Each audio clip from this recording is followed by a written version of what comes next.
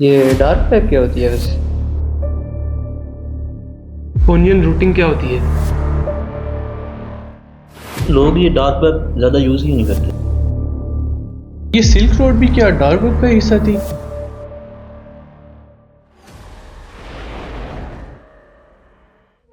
कभी कभी मुझे लगता है कि ये दुनिया फेक है। अगर मैं कहूँ कि ऐसा ही है तो क्या मतलब? अगर मैं आप सबसे पूछूं कि आप लोग अपना मोस्ट ऑफ द टाइम किधर गुजारते हो, ज़्यादा तो इंटरनेट पे ही। ऑब्वियसली इंटरनेट पर ही। अगर मैं आप लोगों को कहूँ कि जो इंटरनेट आप लोग यूज़ कर रहे हो ये टोटल 5% है। ये जो आप फेसबुक यूज़ कर रहे हो, आप लोग यूट्यूब यूज़ कर रहे हो या फिर कोई वेबसाइट विजिट करते हो, तो ये टोटल 5% ऑफ द इंटरनेट है। तो बाकी का इंटरनेट किधर गया? हमारा इंटरनेट 3 लेयर्स में डिवाइड होता है। एक इसकी लेयर है सरफेस वेब, जो कि आप लोग यूज़ कर रहे हो, फेसबुक, ट्विटर या फिर कोई भी पब्लिकली आप इंटरनेट में जो देख रहे होते हो कोई चीज़ या यूज़ कर रहे होते हो। उसके बाद हमारी 2 लेयर्स हैं जो कि most of the 95% of the part of the internet is on dark web and deep web. अब डार्क वेब और डीप वेब 95% है और हम लोग वो यूज़ ही नहीं कर रहे होते। कैसे?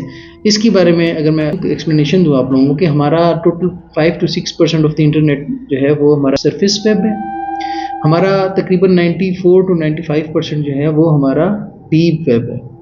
किसी को पता है डीप वेब क्या होता है? डीप वेब आपके बैंकिंग एप्लीकेशंस, आपके बैक एंड मैनेजमेंट सिस्टम्स, कोई भी ऐसे कस्टमाइज्ड सॉफ्टवेयर्स जो किसी ऑथेंटिकेशन के बाद आप लोग एक्सेस कर सकते हो। जिस तरह आपकी बैंकिंग ऐप है वो सिर्फ आप अपनी बैंकिंग ऐप यूज़ कर सकते हो, अपना डाटा यूज़ कर सकते हो। कोई बिजनेस है जैसे ये फ्यूजन लॉजिक्स है, तो ये अपना HR मैनेजमेंट सिस्टम ये सिर्फ अपने लिए यूज़ कर सकते हैं और ये सिर्फ इनका HR ही लॉगिन कर सकता है या फिर ओनर लॉगिन कर सकता है। तो ये डीप वेब है जो कि पब्लिक नहीं एक्सेस कर सकती। तो deep web takes most part of the internet. और सबसे ख़तरनाक और सबसे तीसरी लेयर जो है हमारी, वो है हमारी डार्क वेब। ये डार्क वेब क्या होती है वैसे? डार्क वेब हमारे इंटरनेट का हिडन पार्ट है और आप लोग इसको नॉर्मल गूगल या फायरफॉक्स से इसको एक्सेस नहीं कर सकते, या फेसबुक यूट्यूब यूज़ करते हो आप डार्क वेब नहीं यूज़ कर सकते। बल्कि डार्क वेब को यूज़ करने के लिए स्पेशल ब्राउज़र होता है Tor browser. Tor TOR the onion routing. Onion routing क्या होती है? जैसा कि नाम में है अनियन राउटिंग, अनियन मींस प्याज। जिस तरह अगर आप एक अनियन को कट लगाएं दरमियान में से तो उसकी मल्टीपल लेयर्स होती हैं, तो इसी तरह हमारे पास टॉर ब्राउज़र के अंदर जो अनियन राउटिंग का कॉन्सेप्ट है वो आपको मल्टीपल लेयर्स के थ्रू अपने एंड पॉइंट या एंड सर्वर पर लेके जाता है। अगर मैं इसकी मिसाल दूं कि मैंने कम्युनिकेशन करनी है पर्सन 1 से और मैं अपने आप को, अपनी जो आइडेंटिटी है वो हाइड रखना चाहता हूँ, तो मैं टॉर यूज़ करूँगा। टॉर क्या करेगा? मुझे डायरेक्ट पर्सन 1 से कम्युनिकेट नहीं कराएगा, बल्कि बीच में बहुत सी लेयर्स होंगी। एक लेयर दूसरी लेयर से एनक्रिप्टेड होगी, एक लेयर को नहीं पता होगा कि दूसरी लेयर से कौन सा मैसेज है या फिर दूसरी लेयर में कौन बंदा बैठा हुआ है, दूसरी को तीसरी। इस मल्टीपल लेयर्स या हॉप्स बनाकर ये communication end to end Tor browser आपको इस्टेब्लिश करके देता है। टॉर ब्राउज़र में या फिर अनियन राउटिंग में हमारे पास ये कॉन्सेप्ट भी होता है कि हम उसके अंदर कन्फिगर कर सकते हैं कि हम कितनी लेयर्स के बाद हमारी एंड कम्युनिकेशन इस्टेब्लिश्ड हो। हम ये भी कन्फिगर कर सकते हैं कि कौन कौन से मुल्कों में वो लेयर्स हों। लेट्स सपोज के वो ये लेयर्स से मतलब है कि हॉप्स या फिर आप कह लेंगे एक सर्वर, किन किन सर्वर से होकर हमारी कम्युनिकेशन उस तक जाए। तो ये हम सारी चीज़ें अनियन राउटिंग में या टॉर ब्राउज़र में हम कन्फिगर भी कर सकते हैं। ये एक सिंपल ब्राउज़र होता है बट एक सिक्योर ब्राउज़र जो मल्टीपल इनक्रिप्टेड लेयर्स के अंदर काम कर रहा होता है। तो फिर लोग ये डार्क वेब ज़्यादा यूज़ ही नहीं करते। डार्क वेब एक ऐसे नहीं है जैसे मैंने बताया कि ये क्रोम से आप लोग इसको एक्सेस कर सकें, बल्कि इसके लिए आपको स्पेशल कन्फिग्रेशन करनी पड़ती है। तो सबसे पहले तो कॉम्प्लिकेटेड है, इस वजह से लोग नहीं यूज़ करते। उसके बाद ये स्लो है क्योंकि मल्टीपल लेयर्स से होकर कम्युनिकेशन आपकी स्टैब्लिश होनी है, तो आपकी कम्युनिकेशन इतनी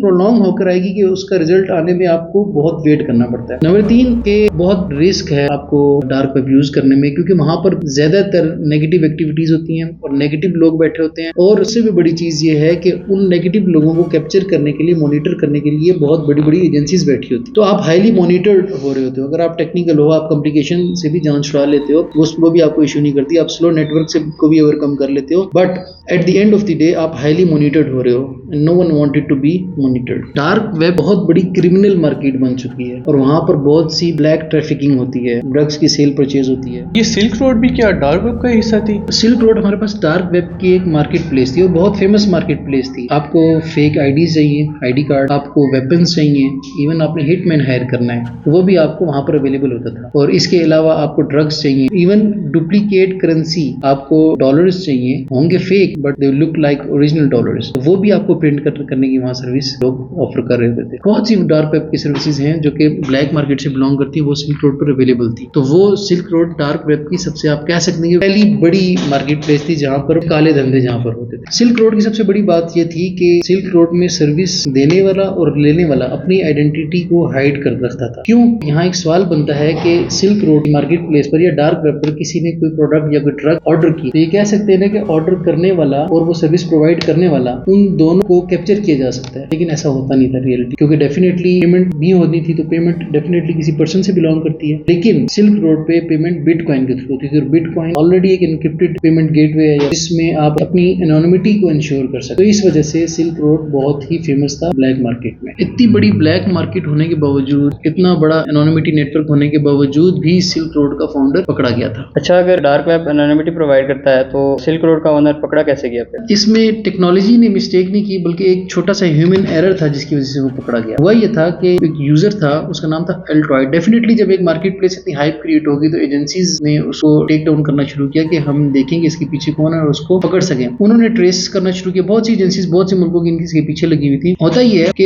एक यूजर था एल्ट्रॉइड, उसका नाम था एल्ट्रॉइड। यूजर ने 2011 में एक जॉब पोस्ट की और उसमें उसने मेंशन किया कि द सिल्क रोड के नाम से कोई प्रोजेक्ट है और उसके लिए मुझे एक प्रोग्रामर हायर करना है। अब डेफिनेटली 2011 में सिल्क रोड जब आई थी तो उस वक्त जो उन्होंने प्रोग्रामर हायर करना था वो ओनर ही होगा जिसने वो प्रोग्रामर हायर करना था। तो वो एल्ट्रॉइड के यूजर, और उसने अपनी ईमेल दी थी जो ईमेल के अंदर नाम था रॉस अल्ब्रिज के नाम से। तो जो रॉस अल्ब्रिज की ईमेल एड्रेस था वहां से वो ट्रेस हुआ कि this altoid user belongs to Ross Ulbricht and later on they found that Ross Ulbricht की लिंक्डइन आईडी है जहां पर वो इस तरह की चीजें अक्सर डिस्कस किया करता। तो वहां से वो उन्होंने डॉट्स कनेक्ट किए और रॉस अल्ब्रिज तक पहुंचे। अब ये रॉस अल्ब्रिज पकड़ा कैसे गया? क्योंकि ये नॉर्मल यूजर्स नहीं होते बल्कि बहुत टेक सेवी और बहुत टेक्निकल यूजर होते हैं और आईटी से बहुत ज्यादा इनकी मांगी होती है। वो एक वीपीएन यूज करता है। जब आइडेंटिटी पकड़ी गई रॉस अल्ब्रिज है तो फिर उसका जो वीपीएन यूज करता था उसकी सर्वर की लोकेशन ट्रेस डाउन करते करते करते ये लोग रॉस अल्ब्रिज तक पहुंचे। अल्फाबेट की क्या स्टोरी है? 2013 में जब हमारे पास सिल्क रोड प्रोजेक्ट क्लोज हो गया, उसका जो भी फाउंडर था वो कैप्चर हो गया, तो फिर उसके बाद अल्फाबेट के नाम से एक और प्लेटफॉर्म खड़ा हुआ डार्क वेब की मार्केट प्लेस के तौर पे। अब 2014 में वो बहुत इनिशियल और बहुत छोटा था, उन्हें खुद भी नहीं पता था कि वो इतना ग्रो कर जाएंगे। 2016 एंड 17 में उन्होंने बहुत ग्रो किया और बहुत हाइप क्रिएट की। 2014 में जिन लोगों ने अल्फाबेट पर साइन अप हुआ था उनको उन्होंने जो वेलकम ईमेल की थी वो मिस्टेकनली वो पर्सनल ईमेल से कर दी थी अल्फाबेट के ओनर ने। वो ईमेल एड्रेस थी कुछ pimalex91@gmail.com। तो वो वहां से उसकी आइडेंटिटी रिवील होगी। तो बाद में जब पता चला कि वो ईमेल एड्रेस लिंक करता है एक यूजर है जिसका नाम था केजिज कह लें या सेजिज कह लें, उसके नाम से वो लिंक करता था। फिर जब उसकी आइडेंटिटी रिवील होगी तो फिर उसको बस अब ट्रेस करना था। एक बहुत बड़ा इंटरनेशनल ऑपरेशन था जिसका नाम उन्होंने रखा था ऑपरेशन बायोनेट। इसमें मुख्तलिफ इंटरनेशनल एजेंसीज या आप कह सकते हो मुख्तलिफ ममालिक सीक्रेट एजेंसीज ने मिलकर काम किया था। अल्फाबेट का ओनर बैंकॉक में एक बहुत ही लेविश किस्म के महल में रहता था अपनी गर्लफ्रेंड के साथ, और वहां पर उसको शौक था बड़ी बड़ी लैम्बोर्गिनीज और पोर्शे थी उसके पास, इस तरह के उसके शौक थे। जब उसको ट्रेस किया गया तो सबसे बड़ा चैलेंज ये था कि अगर जिस तरह हमारे पास सिल्क रोड प्रोजेक्ट को क्लोज किया गया तो अल्फाबेट खड़ा हो गया।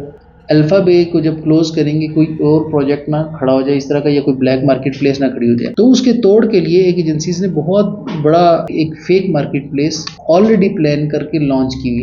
उसका नाम था हंसा मार्केट प्लेस। हंसा मार्केट प्लेस में जब उन्होंने अल्फाबेट को क्लोज करना था तो डेफिनेटली यूजर्स ने या ड्रग सेलर और बायर्स ने शिफ्ट होना था, तो वो हंसा मार्केट प्लेटफॉर्म था जहां पर वो शिफ्ट हो सकते थे। तो इस तरह से न सिर्फ उन्होंने वेट और टेक्निक और टेक्नोलॉजी का यूज करते हुए सिर्फ अल्फाबेट को टेक डाउन किया, बल्कि जितने भी ब्लैक मार्केट के लोग थे उनको हंसा मार्केट पे लाकर उनको भी कैप्चर किया। यहाँ एक बड़े मजे की स्टोरी है।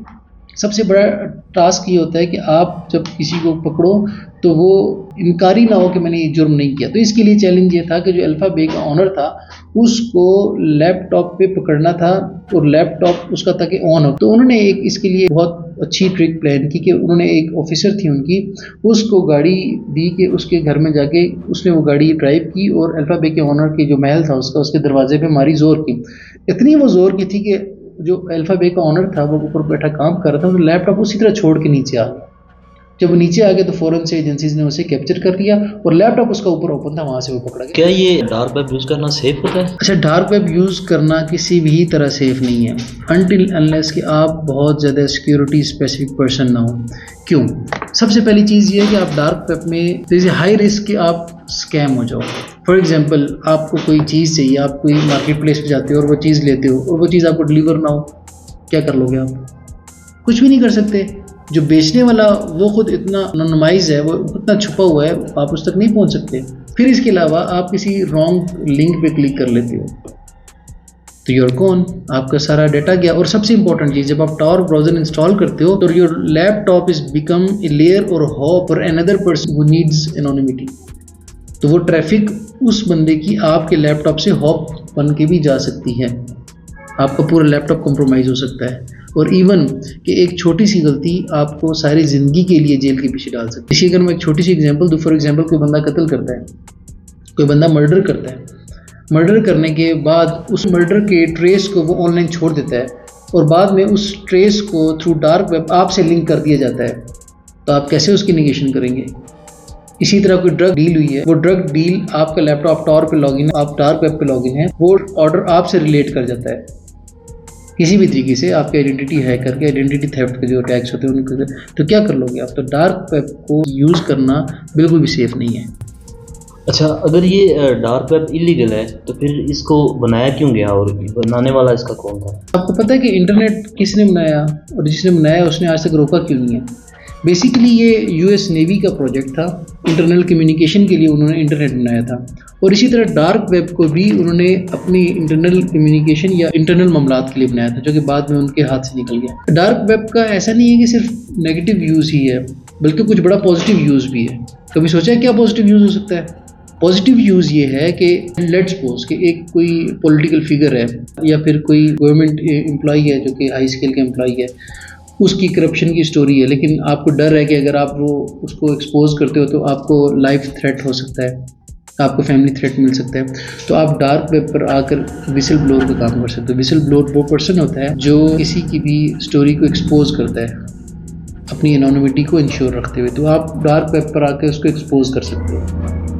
इसी तरह अगर कभी कभी कुछ ममालिक है, मैं नाम नहीं लूँगा, लेकिन कुछ ममालिक है वहाँ पर आप ब्लड डोनेशन पर पाबंदी है, तो थैलेसीमिया का अगर वहाँ कोई मरीज़ है तो आप वहाँ से डार्क वेब के थ्रू ब्लड बाय कर सकते हो। तो इस तरह की बहुत सी पॉजिटिव चीज़ें, लेकिन नेगेटिव चीज़ें क्योंकि 99.9% हैं, और पॉजिटिव लोग कभी अपनी आइडेंटिटी को हाइड नहीं करते, बल्कि बुरे लोग ज़्यादातर हाइड करते हैं बुरे कामों के लिए। जो अच्छे लोग हाइड करते हैं वो अच्छाई के लिए हाइड करते हैं, तो इस वजह से इसको यूज़ करना इतना सेफ नहीं है। अच्छा, ये रेड रोम भी डार्क वेब में रिलेट करता है? अच्छा, रेड रोम हमारे पास आप कह सकते हैं कि डार्क वेब की सिर्फ एक सर्विस है। दूसरे अल्फाज में जिस तरह से वहाँ ड्रग डीलिंग होती है, तो रेड रोम भी एक सर्विस है। जिस तरह से आपके आईटी की दुनिया में मुख्तलिफ ऐप्स आती हैं, अपने अपने फीचर्स इंट्रोड्यूस करती हैं, तो डार्क वेब में लोगों ने एक रेड रोम के नाम से एक सर्विस अनाउंस की। अब उस सर्विस में होता क्या है, बहुत से दुनिया में ऐसे साइकोपैथ लोग हैं जो खून देखकर खुशी महसूस करते हैं, तो उन लोगों को एंटरटेन करने के लिए डार्क वेब में रियल टाइम आपके सामने आपकी मर्ज़ी के मुताबिक रियल इंसानों का खून किया जाता है। उनकी उंगलियां काटी जाती हैं, उनके बाजू काटे जाते हैं, उनका गोश्त खींचा जाता है, उनके नाखून निकाले जाते हैं, इवन के उनको कत्ल तक किया जाता है आपकी ख्वाहिश पर। इस दुनिया में ऐसे लोग मौजूद हैं जो ये चाहते हैं कि मेरे सामने मेरे ऑर्डर पर एक बंदे के साथ टॉर्चर किया जाए बग़ैर किसी वजह के। अब इसमें यहाँ एक बहुत बड़ा सवाल आता है कि कौन बंदा होगा जो अपने आप पर पैसों के लिए टॉर्चर करवाना चाहेगा, और इस हद तक टॉर्चर कि आप मर्डर तक जा सकें। अब ये ऐसा भी नहीं होता, इसका एक रियल टाइम स्टोरी भी है, इंशाल्लाह वो भी शेयर करूँगा। लेकिन ये दुनिया डर पे चल रही है। कभी वो डर पेरेंट्स का होता है, फिर वो डर सोसाइटी का होता है, फिर वो डर आपको एजेंसीज़ का हो सकता है, या फिर ज़्यादा से ज़्यादा वो डर किसी माफिया का हो सकता है। तो अगर आपका कोई राज किसी और बंदे के पास चला जाता है और वो राज ऐसा है कि आपके अंदर वो डर है कि वो राज अगर किसी को पता चल गया तो मेरा ज़िंदा रहने का कोई फ़ायदा नहीं, तो वो दूसरा बंदा आपको ब्लैकमेल करके रेड रोम में लाने पे कन्विंस करेगा। अब आप रेड रोम पे आ गए, अब आप ब्लैकमेल हो रहे हैं, आपको उसकी बात माननी पड़ेगी। अगर आप उसकी बात नहीं मानते तो आपका राज आउट कर देगा, तो वहाँ पर आपको जो वो कहेगा आपको करना पड़ेगा। अब रेड रोम काम किस तरह करता है? रेड रोम में ये होता है हमारे पास कि मल्टीपल उसके व्यूअर्स होते हैं, 2 लाख 3 लाख 200 500 जितने भी उसके व्यूअर्स होते हैं, और वो सब बैठे होते हैं पैसा फेंकने के लिए। जिस तरह टिकटॉक में लाइव का फीचर होता है जिसमें लोग गिफ्टिंग करते हैं, तो रेड रोम में लोग पैसा फेंकते हैं कि मेरी मर्जी का टॉर्चर इस बंदे को करो। अब रेड रॉम की बहुत सी एक आधा कोई सर्वाइवल की स्टोरी भी यूट्यूब पे पड़ी हुई है, वो आप लोग देख लेना। रेड रॉम में अब सबसे जो ख़तरनाक जो कहा जाता है कि मर्डर तक उसकी वो तो एक्सट्रीम है, लेकिन उससे पहले जो रेड रॉम के विक्टिम्स होते हैं उनको कुछ ऐसा खिलाया पिलाया जाता है कि उनकी हिस्स जो होती है वो बिल्कुल ख़त्म हो जाती है। क्योंकि कुछ वीडियोस ऐसी भी पब्लिक में अनाउंस की गई हैं या सर्कुलेट कर रही हैं जिनमें रेड रॉम के विक्टिम को पीलर, जिससे आप आलू छीलते हैं, उनके जिस्म के दानों को छीला गया पीलर के साथ, और खून और वो उसी तरह बह रहा है सब कुछ, लेकिन कोई उसको एहसास नहीं हो रहा, और आखिर में कोई हेड डाउन करके बिल्कुल फेंटेड हो गया, कोई कैसे हुआ है। बहुत सी इसकी स्टोरीज़ हैं। लेकिन टेक्नोलॉजिकली अगर बात करेंगे रेड रोम काम किस तरह करता है। अब होता ही है कि रेड रोम में जितने भी बंदे आ जाते हैं वो वहाँ पर ज्वाइन कर लेते हैं। अब यहाँ पर विक्टिम बैठा हुआ है और मास्क पहने हुए कुछ बंदे हैं या एक बंदा होगा जिसने रेड रोम में बैठे हुए विक्टिम को टारगेट कर रहे हैं, या जो वहाँ पर रिक्वेस्ट आएगी कमेंट्स में उस पर उसने काम करना है।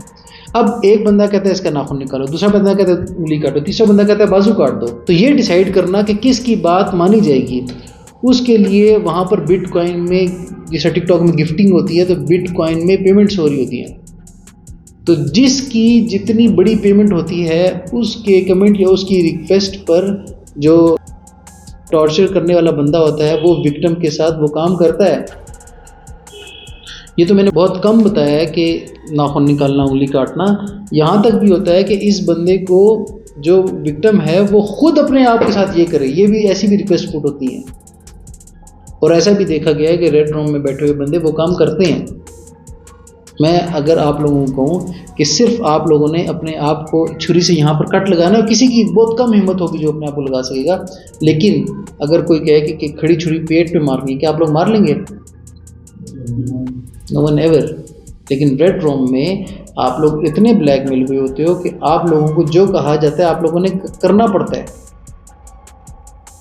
ना करने पर भी मौत है, करने पर भी मौत है, लेकिन करते हैं। इतनी ऑर्गेनाइज्ड सोसाइटी है कि रेड रूम के विक्टिम को टॉर्चर के वो तरीके हैं, उनके जो स्पेशल पार्ट्स हैं उनको पब्लिकली कट किया जाता है, आंखें निकाली जाती हैं, नोज़ कट किया जाता है। और ये रेड रूम कोई फिक्शन नहीं है बल्कि ये रियलिटी है। मैं पाकिस्तान के चकवाल के एक 14 साल का बच्चा जो रेड रूम का विक्टिम बना, उसकी स्टोरी हमारे पास है। हम कोशिश करेंगे उनसे इजाज़त लेके उनके पेरेंट्स को पब्लिक करें। बट ये रेड रूम की स्टोरी रियलिटी बन चुकी है और बहुत से लोग इसके विक्टिम हैं। जैसे बात की कि सिर्फ 0.5% हमारे पास डार्क वेब होता है, तो इस वजह से लोगों को इसकी अवेयरनेस नहीं है। बट रेड रूम एग्जिस्ट करता है, इसके विक्टिम्स हमारे आसपास ही मौजूद हैं। इसीलिए कहते हैं कि डार्क वेब नहीं यूज़ करनी चाहिए। एक छोटी सी इग्नोरेंस आपकी जान भी ले सकती है।